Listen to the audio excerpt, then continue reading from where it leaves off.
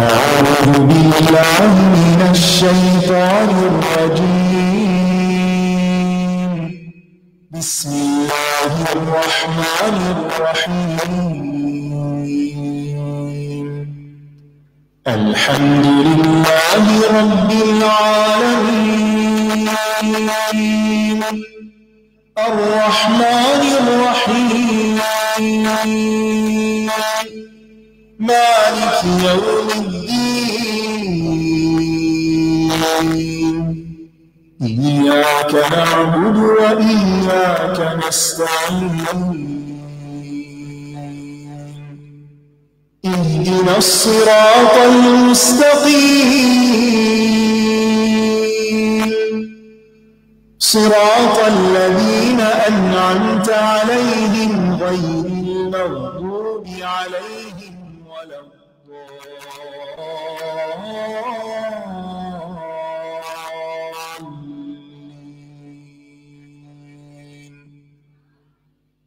السلام علیکم ورحمۃ اللہ وبرکاتہ. کیا حال ہے سب کا؟ الحمدللہ. آج ہم انشاءاللہ قرآن مجید میں سے سورۃ الشعراء کی آیت نمبر 125 سے پڑھیں گے. ہمارا ایک سلسلہ چل رہا ہے تدبر قرآن کا، تو اس میں ہم نے شروع کیا تھا یہیں سے، اسی ہال سے 30th پارہ سے، اور بیکورڈ ہم چل رہے ہیں اور ہم پہنچ گئے ہیں سورۃ الشعراء تک. تو یہ میری کلاسز اب کینیڈا میں ویکینڈ پہ ہوتی ہیں، تو اسی اعتبار سے میں نے پھر سیٹرڈے کا دن اس کلاس کے لیے رکھا ہے تاکہ سلسلہ ختم نہ ہو. تو انشاءاللہ ہم آغاز کریں گے. نحمدہ ونصلی علی رسولہ الکریم، اما بعد فاعوذ باللہ من الشیطان الرجیم. بسم اللہ الرحمن الرحیم. رب اشرح لی صدری ویسر لی امری واحلل عقدۃ من لسانی یفقہوا قولی. ارشاد باری تعالی ہے: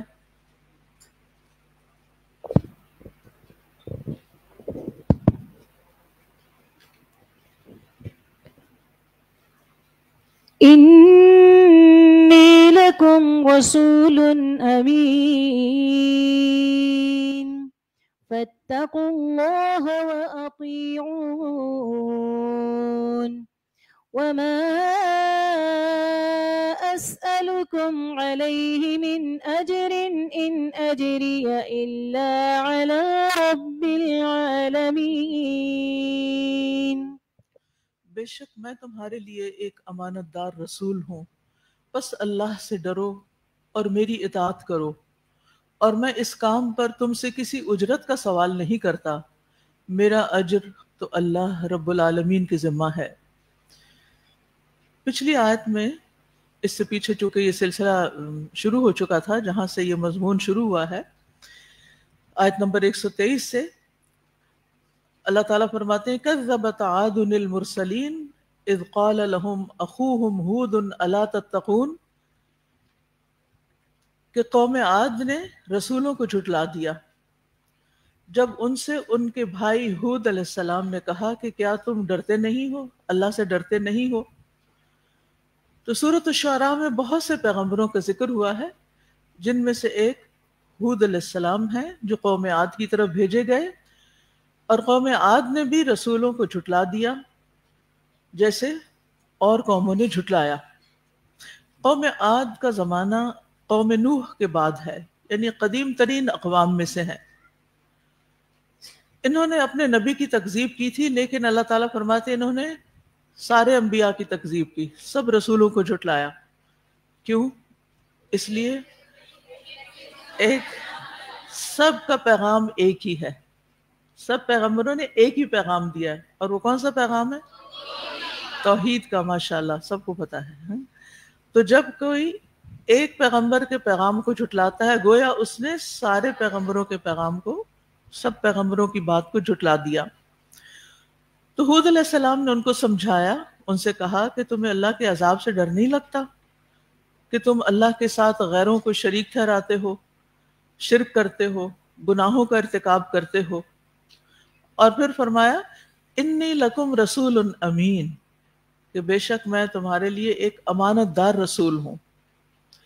یہ تمام انبیاء کی صفت رہی ہے، تمام انبیاء کی خصوصیت رہی ہے کہ ان کے اندر یہ دو صفات ضرور ہوتی ہیں، ایک ہے سچائی اور دوسرے ہے امانت۔ گویا تمام انبیاء صادق اور امین ہوتے ہیں۔ نبی صلی اللہ علیہ وسلم بھی انہی دو صفات کی وجہ سے اپنی قوم میں معروف تھے۔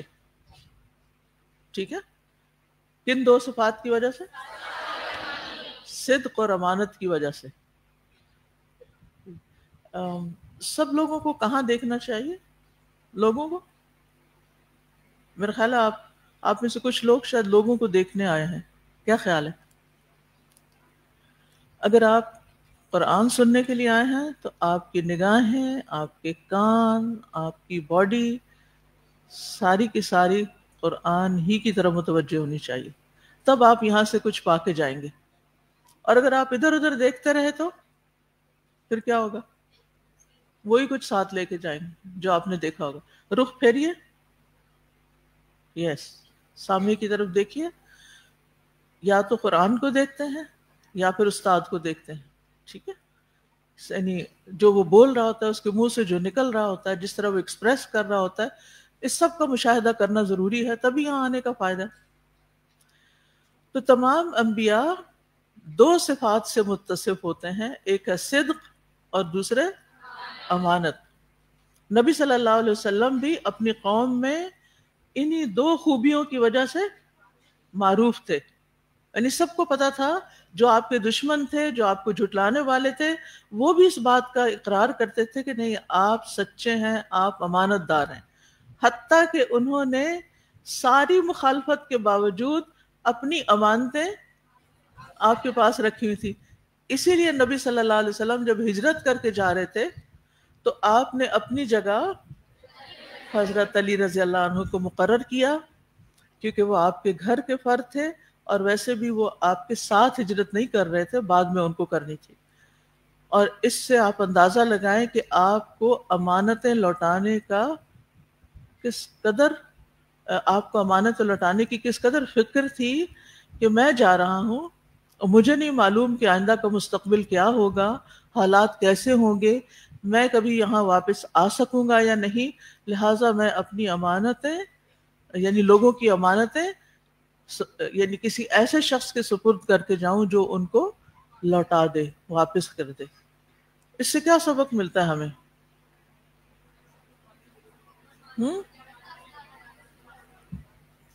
کہ دین کی تبلیغ کرنے والے، دین کی دعوت دینے والے، دین کے نمائندے، دین کے دعوے دار، دین کے علمبردار، ان کے اندر بھی یہ صفات نمایاں ہونی چاہیے۔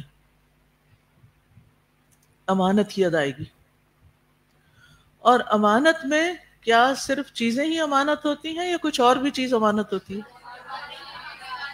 ہاتھ کھڑا کر کے بتائیے، اور کیا چیز امانت ہوتی ہے؟ باتیں بھی امانت ہوتی ہیں، یس، مجالس بھی امانت ہوتی ہیں، اور کمٹمنٹس بھی، یعنی ذمہ داریاں بھی امانت ہوتی ہیں، اور وضو بھی امانت ہے۔ اِنَّا عَرَضْنَا الْأَمَانَةَ عَلَى السَّمَاوَاتِ وَالْأَرْضِ فَأَبَيْنَ أَن يَحْمِلْنَهَا وَحَمَلَهَا الْإِنسَانُ، وہ آتا نا، تو یہ امانت کا جو ہمارا سارا دین ہی کیا ہے؟ امانت ہے۔ یعنی امانت صرف کوئی ایک خاص چیز ہی نہیں ہوتی، وہ ایک عام امانت ہوتی ہے، ایک خاص امانت ہوتی ہے۔ تو ہمیں اپنی، یعنی امانت از اے لائف سٹائل، امانت کی ادائیگی، امین ہونا جو ہے وہ ایک خوبی ہے، اور انسان کے مزاج یا اخلاق کا ایک حصہ بن جاتی کہ وہ ہر چیز کے اندر اس کی ادائیگی کی فکر کرتا ہے، یعنی جو بھی کام کرتا ہے سنسیئرٹی کے ساتھ کرتا ہے، اخلاص کے ساتھ کرتا ہے، اس کا حق ادا کرنے کی کوشش کرتا ہے۔ اسی لیے اللہ سبحانہ وتعالیٰ نے ان لوگوں کو اپنے کام کے لیے چنا، کیونکہ ان کے اندر کیا تھی؟ امانت کی صفت تھی، سچائی کی۔ امانت بھی دراصل سچائی ہی کی ایک قسم ہوتی ہے، لیکن الگ سے بھی اس کو ڈیفائن کیا جاتا ہے۔ تو اس طرح ہود علیہ السلام نے ان سے کہا کہ تم مجھ پر کسی خیانت کا الزام نہیں لگا سکتے، میں نے کبھی کوئی عذر نہیں کیا، کبھی خیانت نہیں کی۔ یہ بات کیوں انہوں نے اپنے بارے میں بتائی؟ اپنی یہ دو خوبیاں کیوں بتائیں؟ سوچیے، غور کیجیے، سب نے اکٹھے نہیں بولنا، جس کی سمجھ میں آ جائے. یعنی آپ دیکھیے کہ آپ کہیں جا رہے ہیں کسی سے کوئی بات کرنے، کوئی پیغام پہنچانے، اور آپ اپنا تعارف کرا رہے ہیں کہ میں کون ہوں. تو پیغمبر اپنا تعارف کرا رہے ہیں کن الفاظ میں؟ کہ میں صادق اور امین ہوں. تو یہ تو اپنی تعریف کرنا نہیں کہ اپنی خوبیاں اپنی زبان سے بیان کرنا. یوسف علیہ السلام نے بھی اس سے ملتے جلتے لفظ کہے تھے، اور انبیاء نے بھی کہے. تو یہ اس چیز کی یاد دہانی کرانا کیوں ضروری ہے؟ تاکہ لوگ بات کرنے والے کی بات کو سنجیدگی کے ساتھ لیں. یعنی میں تمہیں کوئی دھوکہ نہیں دے رہا، میں کوئی اپنے پاس سے من گھڑت بات نہیں کر رہا، بلکہ میں اللہ کی طرف سے ایک امانت دیا گیا ہوں جس کو میں تمہارے سامنے پیش کر رہا ہوں. اس امانت کو ادا کر رہا ہوں، اپنی ذمہ داری پوری کر رہا ہوں. جیسے میں زندگی کے باقی معاملات میں اپنی ذمہ داریاں پوری کرتا ہوں، اسی طرح یہ بھی. تو امانت کا لفظ جو ہے امن سے ہے، بیسیکلی امن سے. امن اس کا مطلب ہوتا ہے مطمئن کرنا، امن دینا، کسی کو مأمون کرنا، یعنی اس کو امن میں لے آنا. یعنی تم فکر نہیں کرو، جو بات ہوگی کھری کھری ہوگی، سچ ہوگی، درست ہوگی، تمہارے فائدے کی ہوگی، تم بالکل بے فکر ہو جاؤ. جب ہم کسی کی امانت رکھ لیتے ہیں تو امانت کس کے پاس رکھی جاتی ہے؟ جس کے بارے میں ہم بے فکر ہوتے ہیں کہ یہ اس میں خیانت نہیں کرے گا. اب مجھے تسلی ہے، میری چیز اس کے پاس پہنچ گئی، اب وہ اس کی حفاظت کرے گا. ٹھیک ہے؟ تو وہ شخص امین جو ہوتا ہے وہ دوسروں کے لیے امن کا باعث ہوتا ہے، امن دینے والا ہوتا ہے.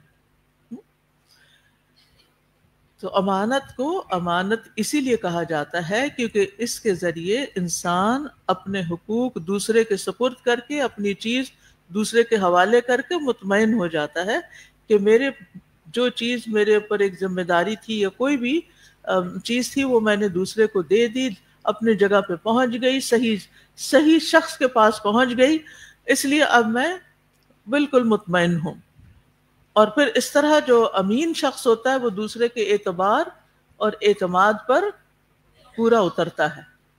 امین وہ ہوتا ہے جو دوسرے کے اعتماد پر پورا اترتا ہے. ٹھیک ہے؟ اور نبی صلی اللہ علیہ وسلم کا ارشاد جو آپ اکثر خطبوں میں بیان کرتے تھے، وہ حدیث بھی آپ کو یاد ہوگی، لا ایمان لمن لا امانت لہ. اس شخص کا تو ایمان ہی نہیں جسے امانت کا پاس نہیں، جس میں امانت داری نہیں. تو اس سے کیا پتہ چلتا ہے کہ امانت کی ادائیگی ایمان کا حصہ ہے. تو اگر ہم ایمان والے ہیں تو پھر خائن نہیں ہو سکتے. اور یہ یاد رکھیے کہ امانت کا تعلق صرف مال سے نہیں بلکہ اس کا تعلق بہت ساری چیزوں سے. مشورہ بھی کیا ہوتا ہے؟ امانت. ٹھیک ہے؟ اگر کوئی کسی چیز کے بارے میں آپ سے رائے طلب کر رہا ہے تو آپ کو کیا کرنا چاہیے؟ بالکل یعنی کہ خلوص کے ساتھ صحیح مشورہ دینا چاہیے. یہ نہیں سوچنا چاہیے یہ مائنڈ کر جائے گا، یا یہ نہیں سوچنا چاہیے کہ میں بری بن جاؤں گی. وہ مثلا کوئی رشتہ کرنا چاہتا ہے کہیں اور آپ سے پوچھتا ہے کہ آپ اس کو جانتے ہیں، انہوں نے آپ کا ریفرنس دیا ہے، تو آپ کیا کہتے ہیں؟ تو آپ کہیں کہ اوہ اگر میں نے سچی بتا دیا تو پھر کیا ہوگا؟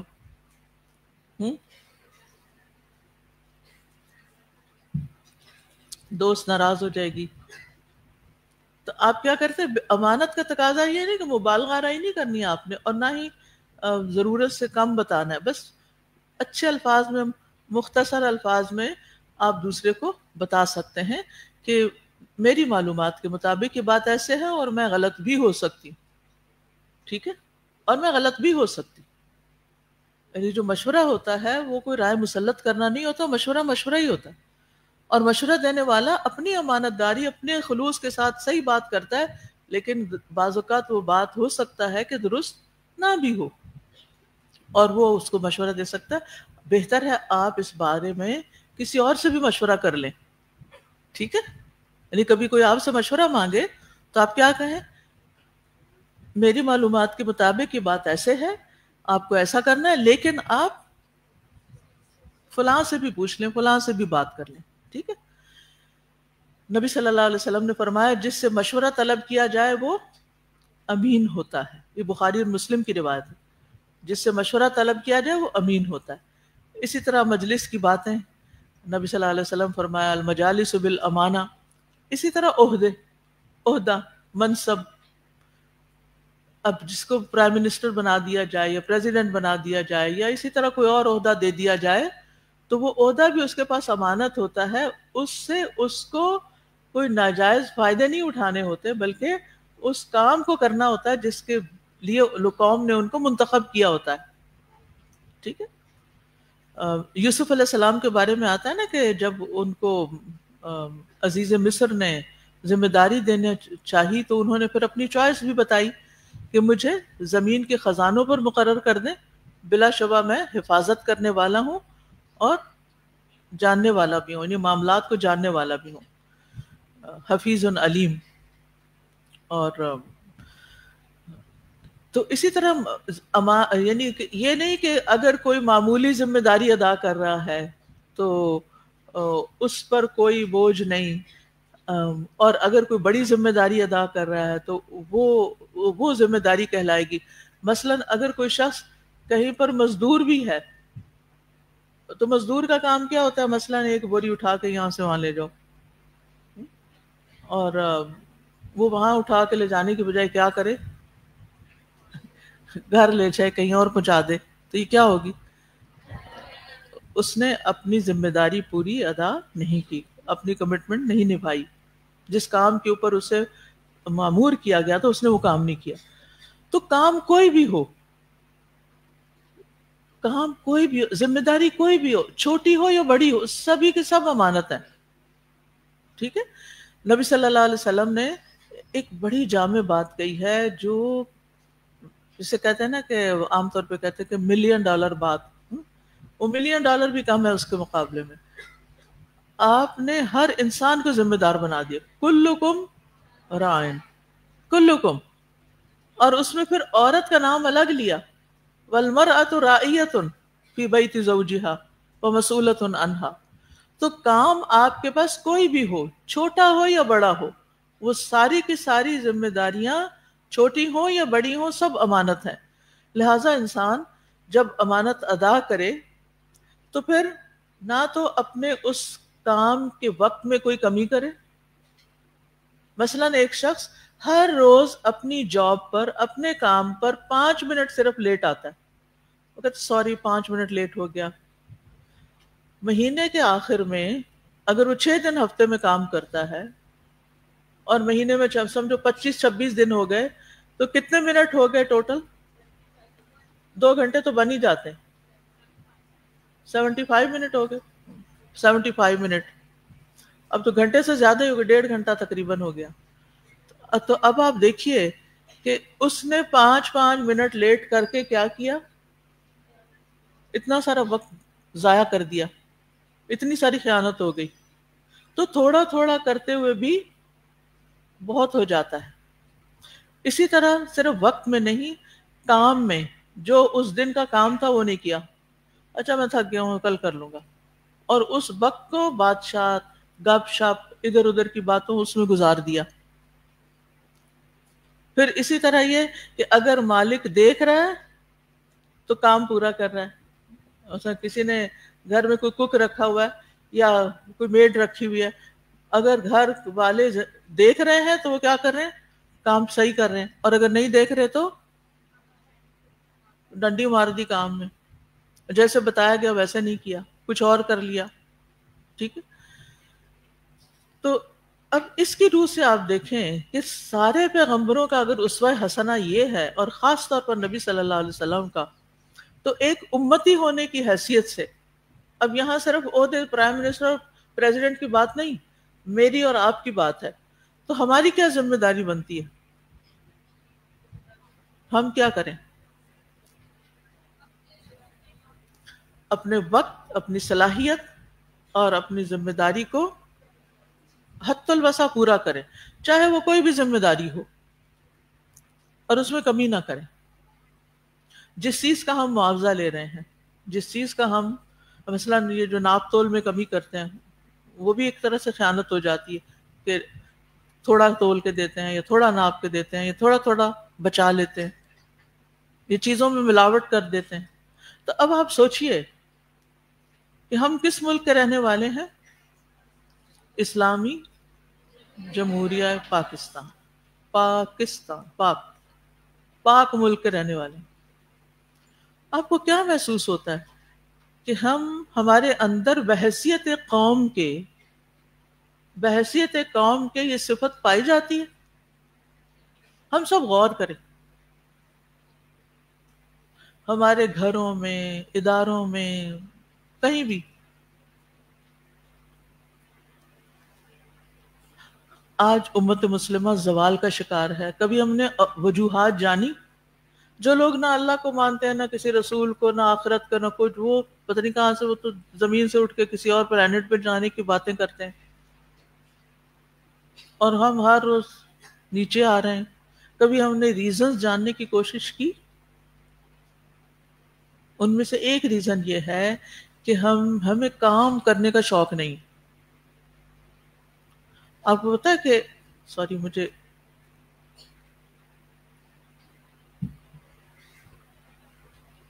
آپ کو پتا ہے کہ باہر کیا ہوتا ہے؟ اگر کوئی 3 دن لیٹ آئے تو چھٹی کرا دی جاتی، یا پھر اس کو پوری لیو کاؤنٹ کر لیا جاتا ہے، چاہے وہ اتنے گھنٹے نہیں بھی لیٹ، 5 منٹ بھی لیٹ ہے۔ مطلب اتنی سخت اس کے اوپر یعنی اس کی سزائیں تو نہیں کہنا چاہیے، لیکن پوچھ گچھ ہے یا چیک ہے، یا کیونکہ اب دنیا بھر میں سسٹم ایسے ہو چکے ہیں کہ آپ انٹر ہوں گے تو آپ نے تھم امپریشن یعنی کہ اپنے انٹری کا ٹائم لکھنا ہے، نکلنا ہے تو انٹری۔ اچھا ہمارے یہاں کیا ہوتا ہے؟ دفتروں میں آتے بھی لیٹ ہیں، پھر وہاں چائے پانی شروع ہو جاتا ہے، پھر اخبار پڑھنے شروع ہو جاتے ہیں۔ اب اخباریں تو خیر چلی گئی ہیں، موبائل کھول لیتے ہیں۔ چلے موبائل پر آپ نے اگر آفس کا کوئی کام کرنا ہے تو کوئی بات نہیں، لیکن اس پر سوشل میڈیا پہ چلے جاتے ہیں، پھر کوئی اور ادھر ادھر کوئی ملنے آ گیا، کوئی حال چال پوچھنے آ گیا، کسی نے راستے میں روک کے کھڑا کر لیا۔ نہ اپنے وقت کی قدر، نہ کسی اور کے وقت کی قدر۔ تو ہمیں اجتماعی طور پر اپنے ان رویوں کو درست کرنا۔ ہم کسی کا کیا کریں؟ ہم کہاں سے شروع کریں؟ اپنے اوپر چیک کر کے اپنے آپ کو ٹھیک کریں۔ کوئی اگر ہمارے دوست یا ہمارے ساتھی اگر نہیں کر رہے تو اس فکر میں نہیں لگے یہ نہیں کرتا تو میں کیوں کر رہے؟ کیا کریں؟ اشاروں سے، پیار سے، کسی نہ کسی طرح کام کا وقت ہے، ذرا کام کرتے ہیں، کرنے کا کام کرتے ہیں، جو کرنے والے کام ہے پہلے وہ کر لیتے ہیں، یہ بات بریک میں کر لیں گے، چھٹی کے بعد کر لیں گے، فون پہ کر لیں گے، گھر سے کر لیں گے۔ اچھا بعض اوقات ہم اپنے آپ کو تسلی دیتے ہیں کیونکہ ہم تو گھر جا کے بھی یہی کام کرتے ہیں، اس لیے کوئی فرق نہیں پڑتا اگر ہم ادارے میں یہ کام اپنا پورا نہیں کر رہے تو ٹھیک ہے، آپ گھر جا کے کر رہے ہیں نا، وہ آپ کا نفل ہے، لیکن ادارے کے اندر جو آپ کے اوقات ہیں، کسی بھی ادارے میں الہدا کی باتیں کریں، کسی بھی جگہ جو آپ کے اندر کے اوقات ہیں وہ تو آپ پر فرض ہے نا۔ گھر جا کر تو آپ نفل کر رہے ہیں، نفلی کام کر رہے ہیں، آپ کو اجر و ثواب ملے گا، لیکن یہاں تو پورا کریں۔ کیونکہ ہوتا ہی ہے کہ جب کوئی ایک شخص نہیں کرتا نا تو پھر اس کی ہوا چل پڑتی، پھر دوسرے اس کو دیکھ کے نہیں کرتے۔ جو ایک کام نہیں کرتا وہ دوسروں کے لیے کیا مثال بن جاتا ہے۔ مجلس میں یون کرنے سے کیوں منع کیا گیا؟ کیونکہ وہ کنٹیجیس ہوتی ہے، سستی کی علامت ہے نا یون کرنا، یعنی جمائی لینا۔ تو پھر وہ ایک جمائی لیتا ہے تو دوسرا اس کو لے کے لیتا ہے، ایک سو رہا ہوتا تو دوسرا بھی سونے لگتا ہے، وہ ہوا چل پڑتی ہے ویسی۔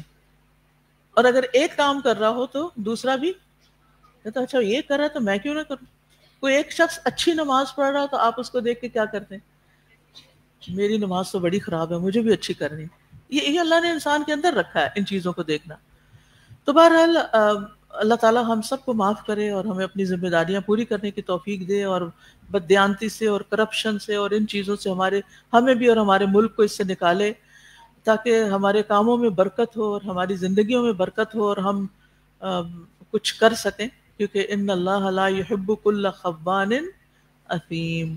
اللہ تعالیٰ کسی ایسے شخص سے محبت ہی نہیں کرتا جو خیانت کرنے والا اور گناہگار ہے. وہ اعتقاداً تو ایسا شخص مسلمان ہوتا ہے لیکن اللہ سبحانہ وتعالیٰ کے نزدیک اس کے ایمان کی کوئی ویلیو نہیں ہوتی. پھر انہوں نے کہا فاتقوا اللہ واطیعون، بس اللہ سے ڈرو اور میری اطاعت کرو، یعنی اپنے رب کا تقوی اختیار کرو. کیا مطلب؟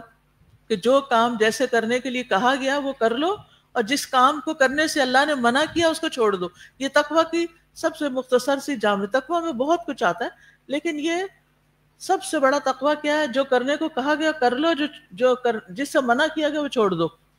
یہ تقوی ہے. تو وہ کہتے ہیں اللہ سے ڈرو واطیعون اور میری اطاعت کرو، یعنی میں تمہیں جس کام کے کرنے کا حکم دوں اس کو مان جاؤ. اچھا یہ بتائیے کہ یہ کس طرح ساؤنڈ کرتا ہوگا کہ تم میری اطاعت کرو، میری بات مانو. یعنی جیسے ایک ماں کہتی ہے بچے کو تمہیں میری بات ماننی ہوگی، بات مانو میری. والدین کی اطاعت کرنی ہوتی ہے. تو وہ کیوں کہتی ہے میری بات مانو؟ یا ایک ٹیچر کیوں کہتا ہے میری بات مانو؟ یہ ایک ادارہ کیوں کہتا ہے کہ یہاں یہ پالیسی ہے، یہ بات ایسے کرو؟ جی سوچئے. Very good answer. وہ اس کا خیر خواہ ہوتا ہے. شاباش. یعنی یہ نہیں کہ وہ اپنی دھونس جما رہا ہے میں بڑا ہوں لہٰذا میری بات تم کو ماننی ہوگی. نہیں، وہ خیر خواہ ہوتا ہے. ماں باپ خیر خواہ ہوتے ہیں، استاد خیر خواہ ہوتے ہیں، حاکم خیر خواہ ہوتے ہیں. ان کو خیر خواہی کرنی چاہیے اصولاً، یہ نہ کریں تو اور بات ہے. اور انبیاء میں تو خیر خواہی کی کوئی شک ہے ہی نہیں. وہ تو ہوتے ہی خیر خواہ ہیں. ناصح امین، خیر خواہ.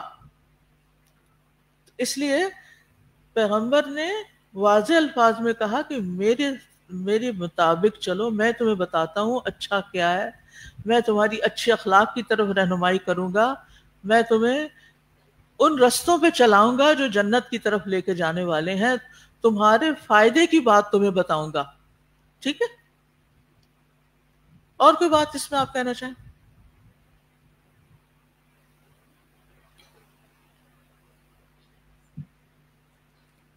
تو آپ نے کیا کرنا ہے؟ امی کی بات. اگر امی کہیں اس وقت سو جاؤ تو کیا کرنا ہے؟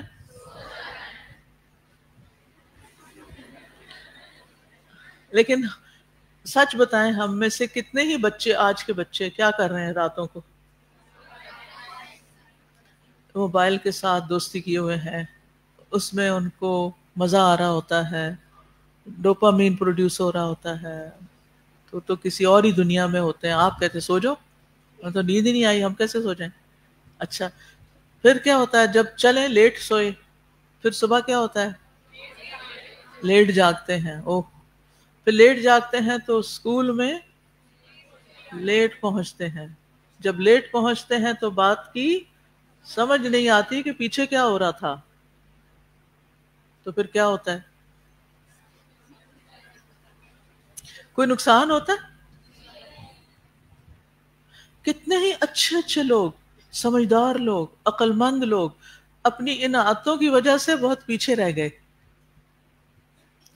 کوئی بچہ کتنا بھی ذہین ہو، کتنا بھی اچھے اسکول میں جاتا ہو، لیکن اگر وہ رات کو جاگتا ہے اور اس نے صحیح آرام نہیں کیا، تو اگر وہ لیٹ نہ بھی ہو تو کیا ہوتا ہے؟ کلاس میں پوری طرح فوکسڈ نہیں ہوتا. وہ کلاس میں بیٹھ کر سو رہا ہوتا ہے، اور جب سو رہا ہوتا ہے تو پھر کیا ہوتا ہے؟ جب بات ہی پوری سمجھ نہیں آئی تو وقت کا صحیح استعمال ہی نہیں ہوا. اچھا لیکن اب کیا کریں؟ عادت پڑ گئی، اب کیا کریں؟ تو کیا کرنا چاہیے؟ آپ ہی کو مشورہ دیں.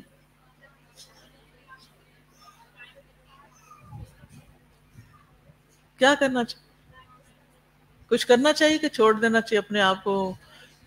اگر کوئی ڈوب رہا ہو تو اسے کہا کوئی بات نہیں، ڈوبتے ہی ہو نا، کوئی فرق نہیں پڑتا، ڈوب جاؤ کہ کام ہی ختم ہو جائے گا.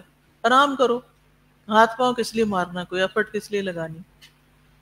یہ ڈوبنے سے کم نہیں ہے، یہ اپنے ساتھ زیادتی ہے، اپنی صحت کے ساتھ زیادتی.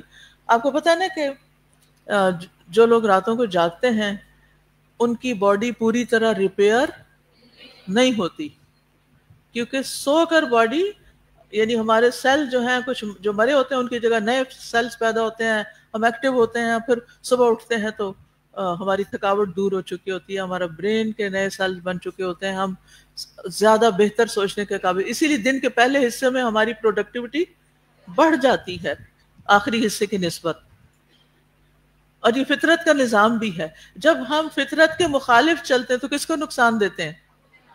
اپنے آپ کو۔ تو کیا کرنا ہے؟ راتوں کو جاگنا ہے یا نہیں جاگنا؟ وقت پر سونا ہے، وقت پر اٹھنا ہے، بہت زیادہ بھی نہیں سونا، نمازیں پڑھ کے سونا ہے اور نماز کے لیے اٹھنا ہے اور دوبارہ نہیں سونا۔ آپ کو پتہ ہے نا صبح جاگنے والوں کے لیے نبی صلی اللہ علیہ وسلم نے دعا کی ہے، برکت کی دعا۔ تو جب وہ دعا آپ کو ملے گی تو کیا آپ کی زندگی میں برکت نہیں ہوگی؟ ہوگی نا۔ اور اگر وہ برکت ہو گئی تو پھر کیا ہوگا؟ آپ اس زندگی میں بہت اچھے اچھے بڑے بڑے کام کر جائیں گے۔ لہٰذا اپنی خاطر خود پر احسان کرنا ہے، ٹھیک ہے؟ چلیے دیکھتی ہوں کیا کرتے ہیں آپ۔ اچھا، آپ اپنے ٹیچر کو 5 طریقے لکھ کر بتائیں کہ رات کو جلد سونے کے لیے کیا کیا کیا جا سکتا ہے، اپنی بری عادت رات جاگنے کی چھڑانے کے لیے، اور اپنے تجربات شیئر کیجئے تاکہ دوسرے بھی فائدہ اٹھا سکیں۔ کیونکہ پتہ جب کوئی کام کرنا ہوتا ہے نا تو یہ تھوڑی جب سر پہ پڑے اس وقت کرنا ہوتا ہے، اس کو پہلے سے پلان کرنا ہوتا ہے، صبح سے پلاننگ کرنی ہوتی ہے، تب جا کے وقت پہ سوچ سکتے ہیں آپ، ٹھیک ہے؟ ورنہ کچھ لوگ کیا کرتے ہیں، آفٹرنون میں سو جاتے ہیں، خوب مزے سے سوتے ہیں، قیلولہ تو 10-15 منٹ کا بھی کافی ہوتا ہے، لیکن وہ گھنٹوں سوتے ہیں، پھر کیا ہوتا ہے، اس کی وجہ سے بھی رات کو نیند نہیں آتی۔ لہٰذا آپ کو اپنی یہ عادت بھی ٹھیک کرنی ہوگی۔ چلیے آگے چلتے ہیں۔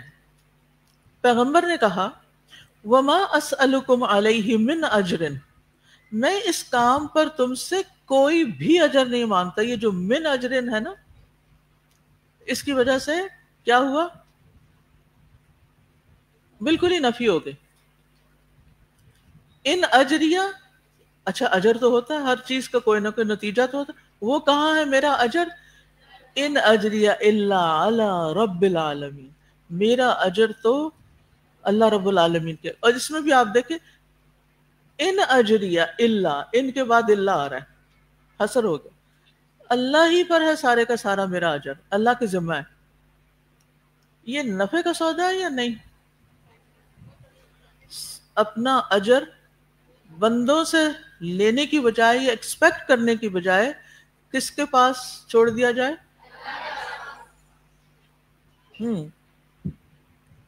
کسی بھی اچھے کام پر بندے کیا اجر دیتے ہیں، کتنی اجرت ملتی ہے، اس کو لکھ لیں، اور اس کے مقابلے میں اللہ تعالیٰ کیا دے سکتا ہے یا کیا دیتا ہے وہ لکھ لیں۔ پھر اپنے آپ سے پوچھیں مجھے کیا چاہیے۔ کبھی کبھی ایسا ہوتا ہے نا کہ آپ کچھ کام کر رہے ہوتے ہیں جس کو نہ کوئی دیکھ رہا ہوتا ہے، کبھی آپ نے کوئی اچھا نیکی کا کام کیا جسے کوئی نہیں دیکھتا، چپ کیوں بیٹھے ہیں؟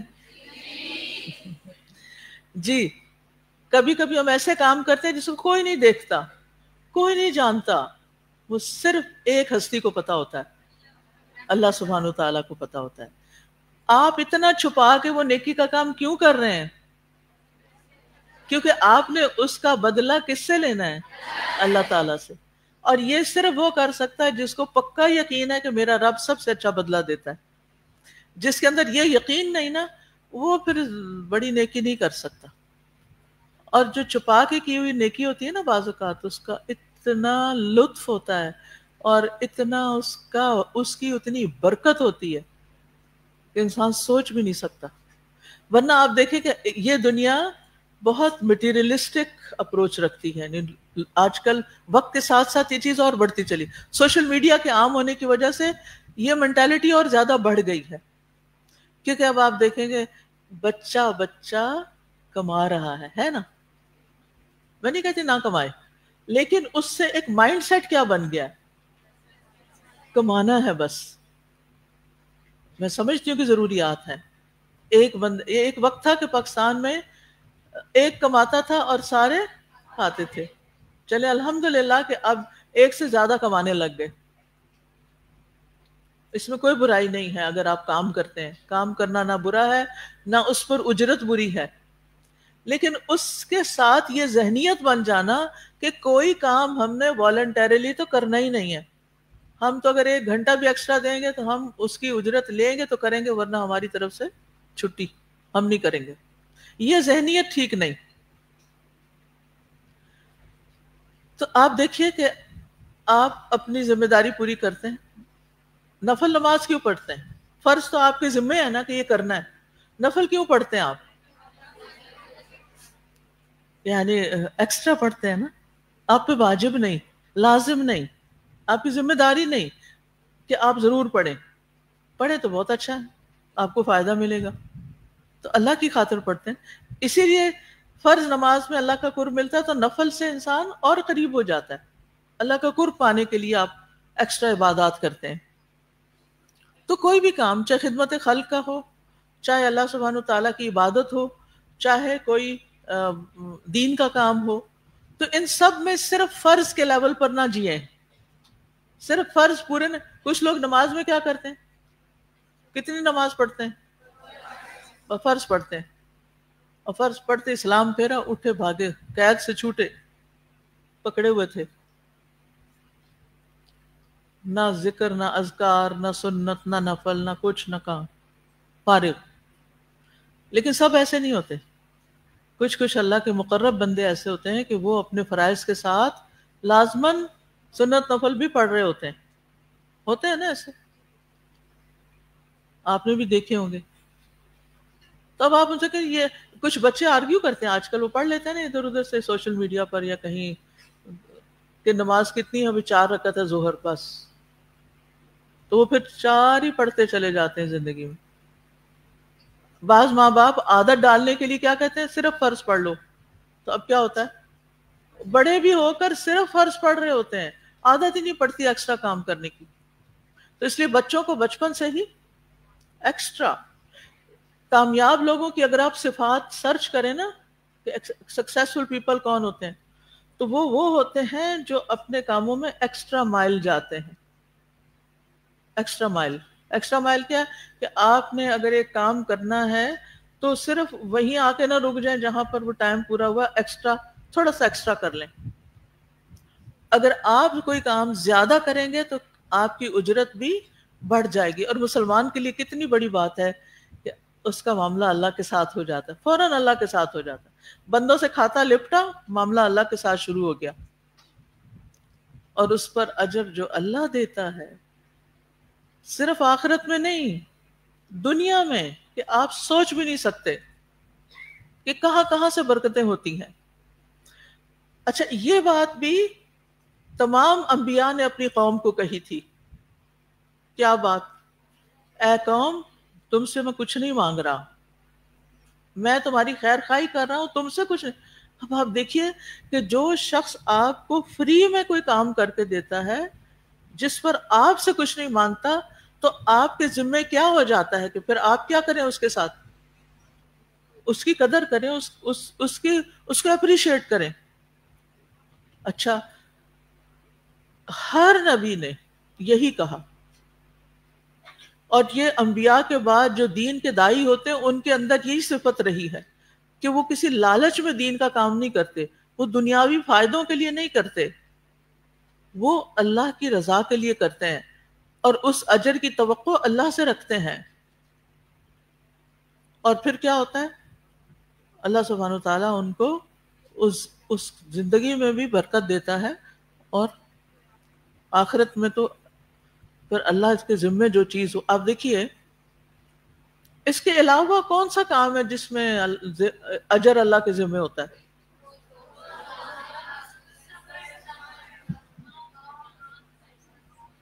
ہر نیکی کا اجر بتایا گیا نا، 10 گنا سے 700 گنا. روزے کا اجر کیا بتایا گیا؟ اللہ آپ کو پتا کہ یعنی کہ الصوم لی وانا اجزی بھی، روزہ میرے لیے اور اس کی جزا میں دوں گا. ٹھیک ہے. پھر یہ جو دین کا کام ہے، لوگوں کی خیرخواہی کا کام، یہ اجر بھی اللہ کے ذمہ. ایک اور کام بھی ہے، ومن عفا واصلح فاجرہ علی اللہ. جس نے معاف کر دیا، معاف کر دیا، میں آج درست کر دیجیے اگر میں نے غلطی کی ہوگی. صحیح ہے؟ اوکے. جس نے معاف کر دیا، کسی نے تکلیف دی تھی، بے عزتی کی تھی، کوئی کچھ آپ کو کسی بھی طرح سے نقصان دیا تھا، آپ نے کیا کیا؟ معاف کر دیا. آسان ہے معاف کرنا؟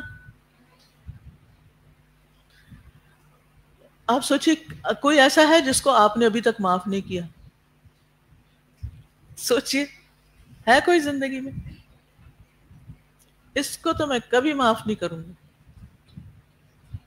ہم سب کسی کسی وقت یہ جملہ زندگی میں بول جاتے ہیں، تو ماں باپ بھی بچوں کے، تمہیں میں کبھی معاف نہیں کروں گی، تمہیں میں دودھ معاف نہیں کروں گی. مجھے اس کے تو ویسے جملے کی سمجھ نہیں آتی کہ دودھ کو معافی کیا ہوتی ہے، لیکن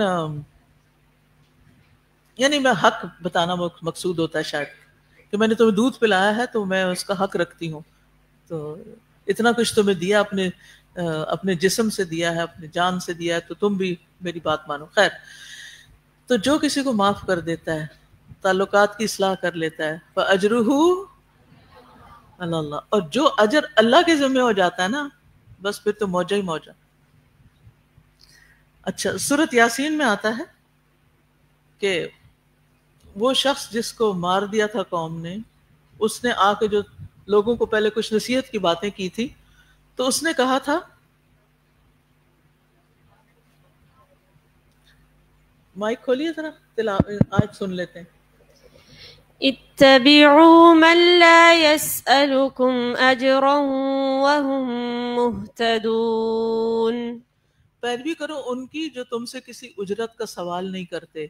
یعنی اے لوگوں، تمہیں سمجھ نہیں آتی یہ پیغمبر تمہیں جو باتیں بتا رہا ہے، اپنی جان گلا رہا ہے، تم سے کچھ مانگ بھی نہیں رہا، تم سے کچھ لے بھی نہیں رہا، صرف تمہاری خیر خواہی کر رہا ہے، تو تم ان کی بات کیوں نہیں سنتے؟ ان کی بات سنو. اور یہ ہدایت یافتہ بھی ہیں، سیدھے راستے پر ہیں. نبی صلی اللہ علیہ وسلم کو ان کے رب نے حکم دیا تھا، سورۃ شعراء میں ہی آتا ہے،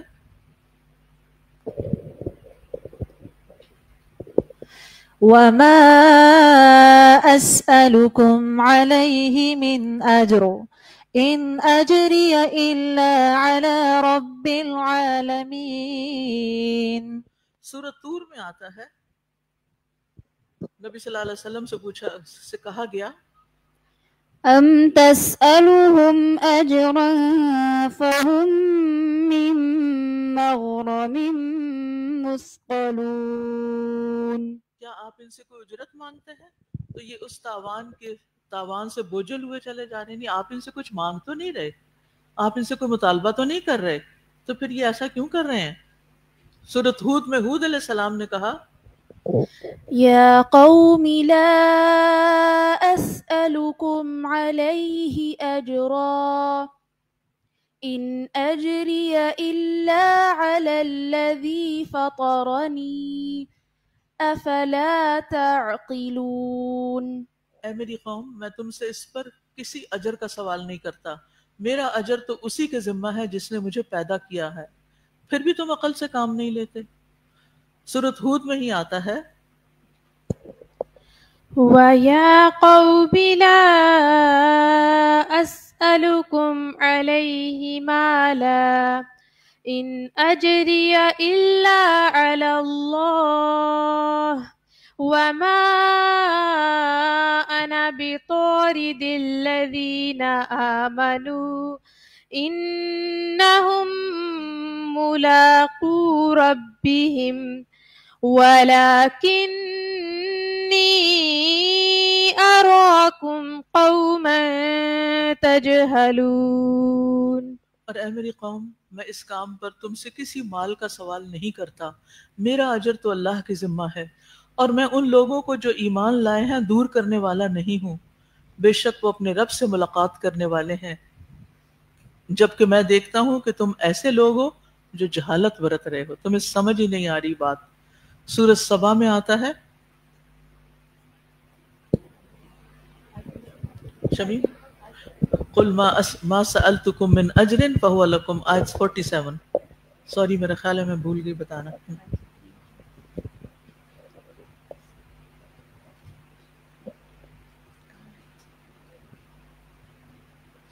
قل ما سألتكم من أجر فهو لكم إن أجري إلا على الله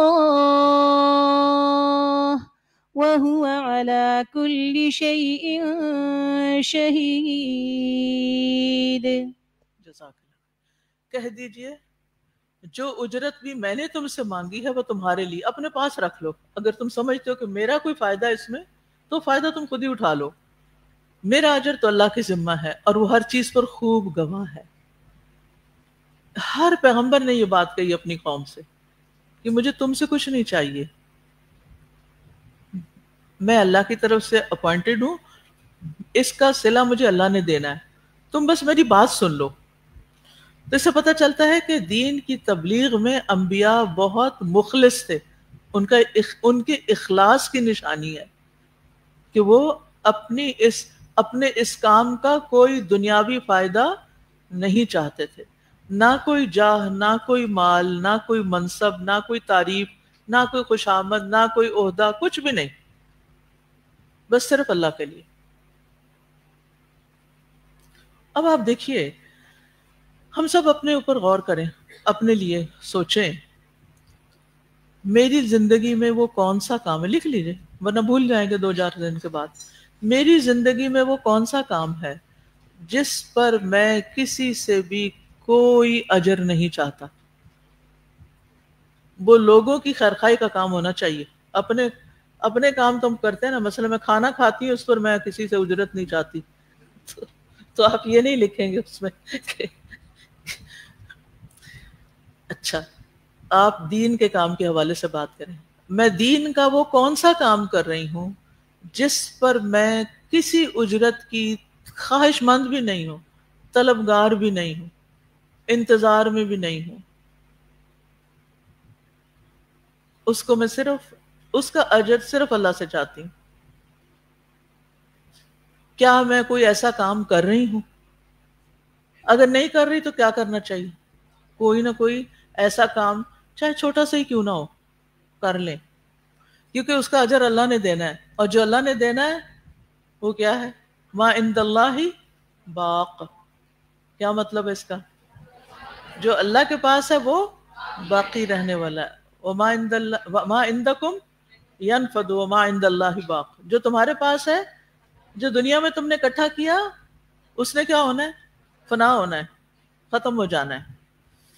ٹھیک ہے؟ تو آج کی ان آیات سے ہم نے جو باتیں سیکھی ہیں، اب میں آپ سے بھی پوچھوں گی، اب سوچنے نہ بیٹھ جائیں کہ اچھا پتہ نہیں کیا جواب دینا ہے. میں آپ کو پہلے پریکٹس کرا دیتی ہوں کہ آیات سے سیکھنے والی باتیں کیا کیا ہوتی ہیں. ابھی اگرچہ کئی ہم ڈسکس کر چکے تو خلاصہ کر لیتے ہیں. جیسے سب سے پہلی ہے کہ انبیاء علیہ السلام اعلیٰ ترین اخلاق کے مالک ہوتے ہیں، اور ان کا اخلاق لوگوں کے سامنے بہت واضح ہوتا ہے.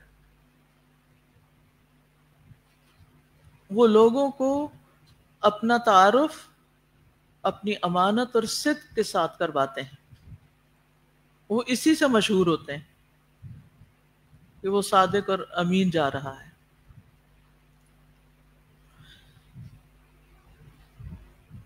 اس سے یہ بات بھی پتہ چلتی ہے کہ کسی مصلحت کی بنا پر اپنی کوئی اچھی خوبی بیان کی جا سکتی ہے.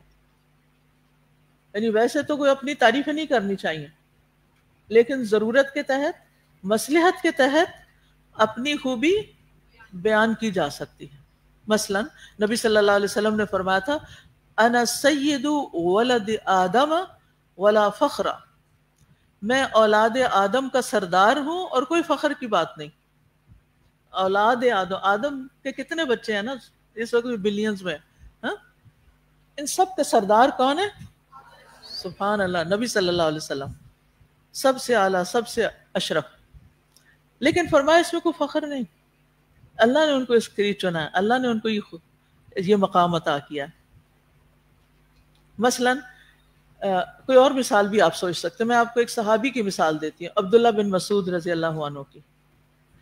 وہ اپنے بارے میں کہتے ہیں، قرآن کے بہت بڑے عالم تھے، اس ذات کی قسم جس کے سوا کوئی معبود نہیں، اللہ کی کتاب میں کوئی صورت ایسی نہیں مگر میں جانتا ہوں کہ وہ کس چیز کے بارے میں نازل ہوئی. اب یہ وہ کہہ رہے ہیں اپنے بارے، کیا اس میں کوئی فخر کی بات ہے یا کوئی مصلحت ہے؟ کیا مصلحت ہو سکتی ہے اگر کوئی استاد اپنی کوئی ایسی بات یا کوئی واقعہ، کوئی کہانی، کوئی اپنی پریکٹس، کوئی طریقہ آپ کو بتا دیتا ہے کہ میں یہ ایسے کرتی ہوں. کیا وہ اپنے آپ کو پروجیکٹ کر رہا ہوتا ہے یا کوئی پیش کر رہا ہوتا ہے، یا اسٹوڈنٹس کے ساتھ، یا ماں باپ، چلو استاد کو چھوڑیں، ماں باپ آپ کو بتاتے ہیں، آپ کی امی بتاتی ہوں گی جب میں تمہاری جتنی تھی نا تو میں بریانی بھی پکا لیتی تھی. تو اس کا یہ مطلب ہوتا ہے امی آپ پہ کوئی روب جاڑ رہی ہیں یا موٹیویٹ کر رہی ہیں آپ کو؟ یس. تو اس میں مصلحت ہے نا. تو ایسے بچوں کو اپنے والدین اور اپنی آبا و اجداد یا اپنے ان کی کوئی خوبی بتانا جو ہے، مثلاً آپ کہیں کہ میرے جو دادا تھے وہ محدث تھے، تو اس کے بتانے میں کیا مصلحت ہو سکتی ہے کہ پتہ چلے کہ آپ کا تعارف یہ کہ آپ ایک علمی خاندان سے، لہذا آپ اس لیگیسی کو آگے لے کے چل رہے ہیں. لا فخر، فخر کی بات نہیں ہوتی. مصلحت کے تحت کوئی خوبی بتائی جا سکتی ہے تاکہ دوسرے لوگ فائدہ اٹھائیں.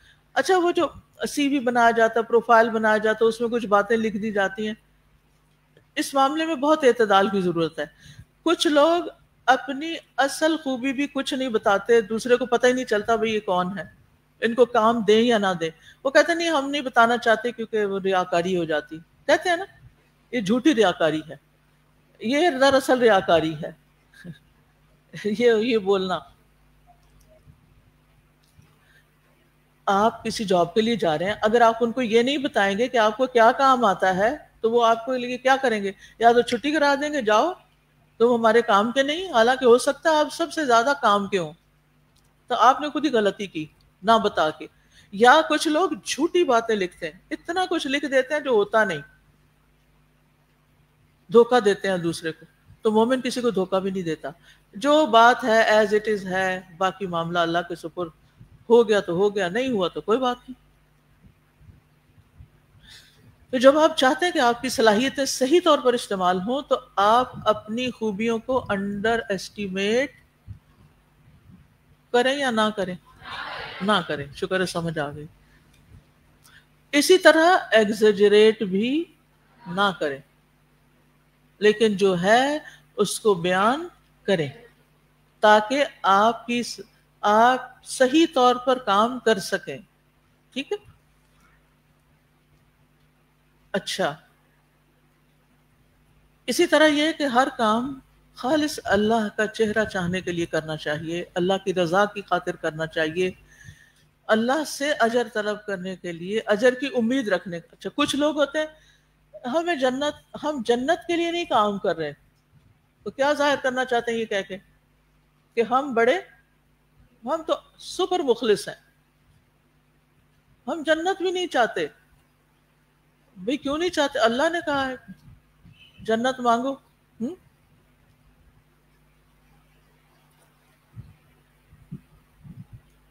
حدیث میں آتا نا جو شخص 3 دفعہ جنت کا سوال کرتا ہے تو پھر کیا ہوتا ہے؟ جنت. یس. تو ہمارا دین تو سکھاتا ہے جنت مانگو. ایسے لوگ کبھی سنے آپ نے کسی کی بات؟ یہ بھی غلط عقیدہ ہے اور غلط نظریہ ہے. نہیں، ہمیں جنت چاہیے بھائی، ہمیں تو ضرور چاہیے. ہاں، وہاں جا کے اللہ تعالیٰ کو دیکھیں گے، مزے کی چیزیں ہیں، چاہیے، بہت چاہیے، مانگتے بھی ہیں اور اس کے لیے کام بھی کرتے ہیں. ٹھیک. تو بہرحال انبیاء اپنا اجر کس سے مانگتے تھے؟ اللہ تعالیٰ سے. انبیاء کی بعثت کا ایک مقصد یہ بھی ہے کہ لوگ ان کی اطاعت کریں. ٹھیک ہے، لوگ ان کی اطاعت کریں کیونکہ وہ لوگوں کے خیر خواہ ہوتے ہیں. اس سے یہ بات بھی پتہ چلتی ہے کہ ہمیں زندگی میں جو خیر خواہ ملیں، جو ہماری بھلائی سوچیں، ہم ان کی بات مان لیا کریں. امی ابا ہیں، استاد ہیں، یا کوئی جس کو بھی آپ خیر خواہ سمجھتے ہیں. اس میں آپ دیکھیے کہ بعض اوقات کوئی ایسے لوگ ہوتے ہیں نا جو جیسے پھپھی ہو سکتی ہیں، دادی ہو سکتی ہیں، کوئی اور کوئی اسکالر ہو سکتے ہیں، تو وہ آپ کا ٹیلنٹ پہچان کے آپ کو کہتے ہیں آپ کو فلاں سبجیکٹ پڑھنا چاہیے، آپ یہ پڑھیں تو آپ کو بہت فائدہ ہوگا. مثلا مجھے اس چیز نے بہت فائدہ دیا. مجھے فلاسفی پڑھنے کا بہت شوق تھا، سائیکالوجی، فلاسفی. میرے والد نے، میں نے تو کتاب بھی شاید خرید لی سب. والد نے کہا کہ یہ پڑھ کے زیادہ سے زیادہ کیا ہوگا، تم عربک پڑھو، عربی پڑھو. صرف ان کے کہنے پہ پڑھنی شروع کرتی. مجھے تھا انٹرسٹ، ایسا نہیں کہ نہیں تھا، لیکن میں کہتی تھی اچھا عربی تو آسان ہی ہوتی ہے نا، خود پڑھ لوں گی. کالج میں سائیکالوجی پڑھ لیتی ہوں، اور اندر چھپے چھپے خانے یہ نیت تھی کہ سائیکالوجی کی تو ویلیو ہے، عربی کی تو کوئی ویلیو نہیں. وہ ہوتا نا بچوں کو ایک دیکھا دیکھی، اصل تو نہیں پتا ہوتا کس چیز کا کیا فائدہ. اور الحمدللہ اس مانی ہوئی بات نے زندگی بھر بڑا فائدہ دیا، آج تک فائدہ ہو رہا ہے. تو میں ہمیشہ کہتی تھی میں اپنے والد کی کوئی بات نہیں ٹال سکتی، مجھے ان سے بہت محبت ہے، میں ان کی بات نہیں ٹال سکتی. چلو کوئی بات نہیں، چلو اس میں ہی خیر ہوگی، کر لیتے ہیں. اور جب تک میں نے بی اے کیا، پھر جب ماسٹرز کی باری آئی تو پھر انگریزی میں نمبر زیادہ تھے اور شاید عربی میں کم تھے، اور تو مجھے سب کہتے کہ دیکھو اب نہیں عربی پڑھنی، اب انگریزی پڑھنی ہے، ماسٹر کی اس کی ویلیو ہے. تو میں کہتی تھی نہیں، میں نے اب عربی ہی پڑھنی ہے، کیونکہ اب مجھے اب اس سے محبت ہو گئی. اور جب ہم یونیورسٹی میں تھے آخری سیمسٹر میں ہی مجھے جاب کی آفر آ گئی، اور باقی لوگ جو انگریزی پڑھنے والے تھے وہ بھی پڑھ رہے تھے. تو بعض اوقات کسی کا خیر خواہی والا مشورہ زندگی میں کام آ جاتا ہے. اب میرا خیال ہے 1-2 منٹ ہیں آپ کے پاس، مجھے آپ کا بھی کچھ پوچھنا ہے. آپ میں سے کوئی بولنا چاہے پلیز مائک لیجیے، آگے آ جائیں. عائشہ مائک لے لیں، مائک لے لیجیے تاکہ سب تک آواز جائے.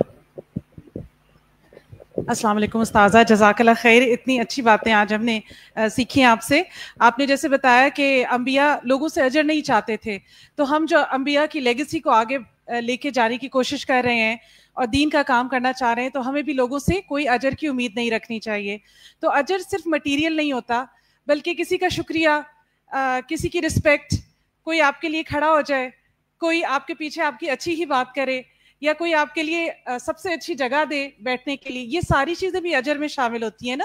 بعض اوقات ہم مائنڈ کر جاتے ہیں کہ دیکھو میں نے اس کے لیے اتنا اور اتنا کیا، لیکن اس نے میری اتنی بھی قدر نہیں کی، تو یہ بھی احسان جتانے میں ایک طرح سے آ جاتا ہے. اور کل ہی ہم پڑھ رہے تھے سورۃ البقرہ کی آیت کہ ایسے لوگ جو دنیا کے لیے خرچ کرتے ہیں کسی بھی طرح سے، چاہے دین اللہ کے راستے میں خرچ کرتے ہیں، تو وہ ایسا، اس کی مثال ایسی تھی کہ جیسے ایک چٹان کے اوپر گڈ جمی ہو اور بارش آئے اور وہ دھل جائے، تو قیامت کے روز تو پھر اس کا کوئی اجر نہیں ہوگا.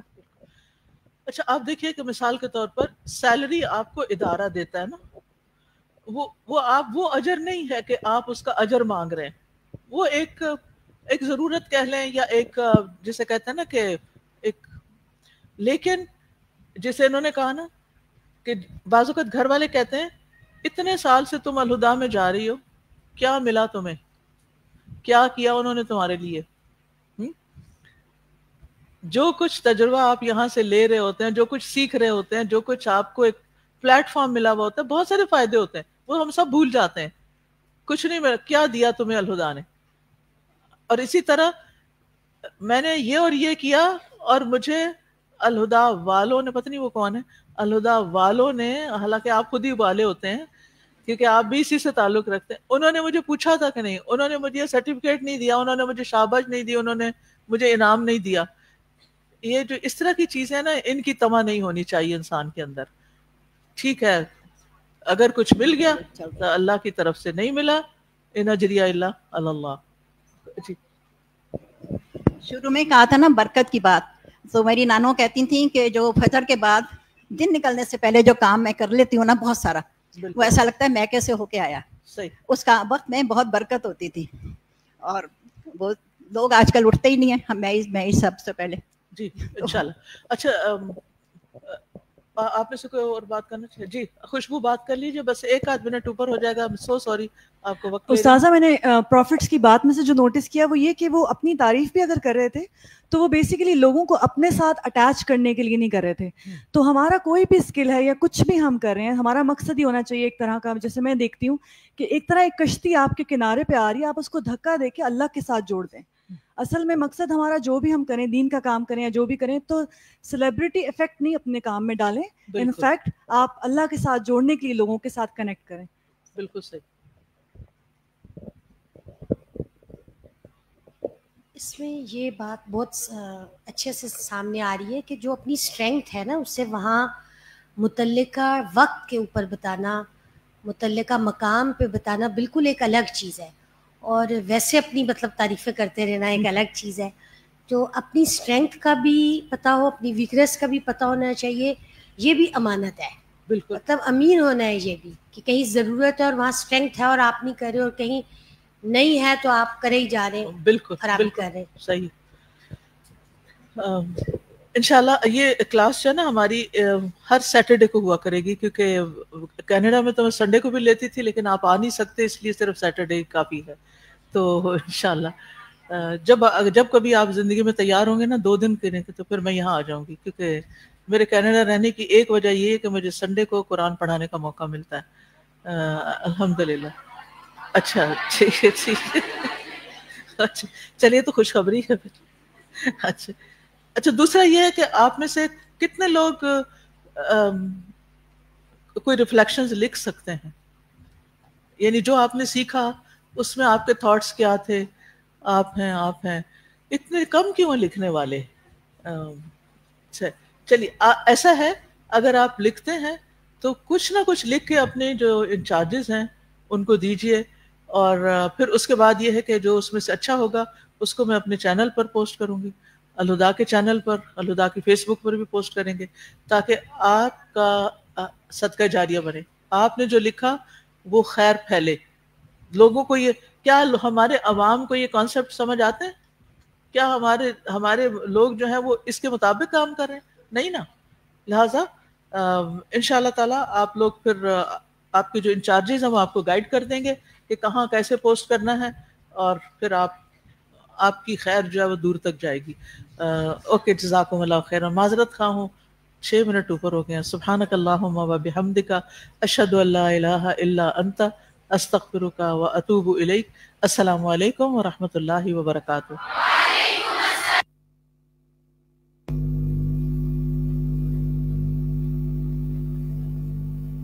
اللهم صل على محمد وعلى آل محمد كما صليت على إبراهيم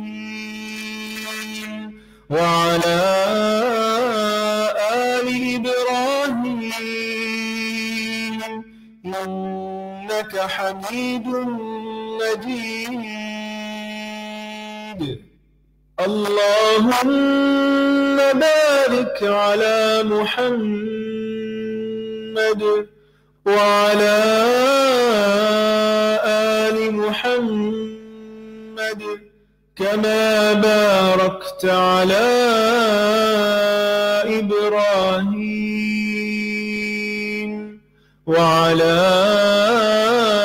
آل إبراهيم إنك حميد مجيد.